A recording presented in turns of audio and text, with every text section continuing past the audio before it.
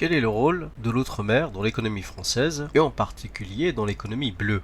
Alors ce rôle est plutôt faible. En 2017, l'outre-mer ne représente que 1,7% de l'économie française, du PIB français, alors que la population de l'outre-mer représente 2,7% de la population. Deux éléments géographiques expliquent pourquoi les territoires ultramarins participent très peu à l'économie française. D'abord, il y a la distance. Cette distance est contre-productive. Et ensuite, il y a l'isolement lié à l'insularité de la plupart de ces territoires. L'insularité, c'est le fait d'être une île. Donc, conséquence, les coûts de transport sont plus élevés. Alors, quelles sont les ressources offertes par les territoires ultramarins? Nous avons bien sûr le poisson, mais c'est une pêche qui est plutôt locale. Les pêcheurs français de métropole ne se rendent pas dans les territoires ultramarins pour pêcher.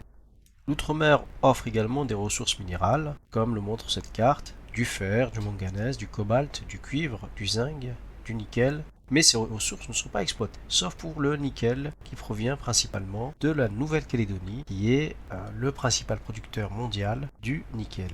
Donc, les territoires ultramarins offrent plus un potentiel qu'une capacité économique avérée. Donc, nous allons voir quelles sont les ressources offertes par chacun de ces territoires ultramarins.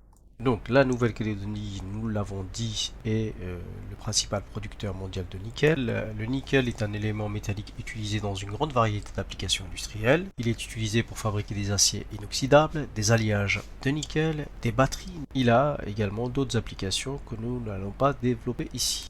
Dans les Caraïbes, les Antilles, la Martinique et la Guadeloupe sont réputées pour leurs fruits exotiques et notamment la banane, mais également pour le tourisme balnéaire et le tourisme de paysage avec la visite des volcans, puisque ce sont deux îles volcaniques. Le tourisme représente, globalement pour tous les espaces ultramarins, représente 3 millions de visiteurs, soit 10% du PIB de l'outre-mer. Je vous rappelle que la France accueille 70 millions de touristes par an, donc c'est relativement assez faible. Enfin, moins connu, le rôle économique et technique joué par la Guyane. La Guyane accueille le centre spatial Ariane grâce à sa latitude très proche de l'équateur, ce qui permet de faire des économies lors des lancements de satellites européens, voire internationaux. Les autres territoires ultramarins, comme Saint-Pierre-et-Miquelon, ou encore les TAF, les terres australes et antarctiques françaises, ne jouent qu'un rôle plutôt géostratégique.